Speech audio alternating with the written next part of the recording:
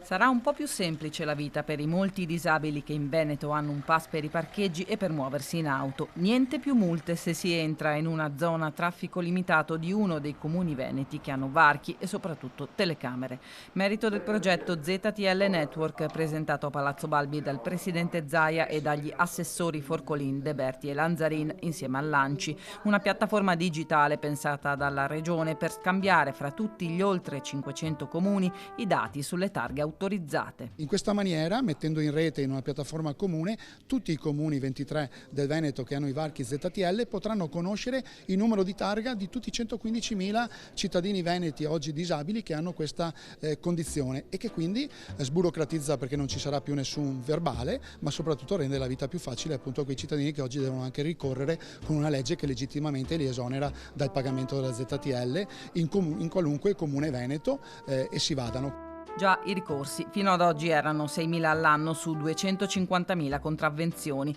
e 3 su 4 erano vinti dai cittadini con un costo in denaro di $500.000 per le amministrazioni e di tempo quello delle persone spesso arrabbiate. L'informatica da oggi semplificherà la vita, i dati sono già inseriti e il sistema operativo con la firma delle convenzioni con i comuni si parte. La speranza che il progetto sia di ispirazione anche per altre regioni. Primi in Italia per questo tipo di processo e di piattaforma che siamo pronti a esportare anche agli amici delle regioni vicine e perché no a tutto il sistema paese.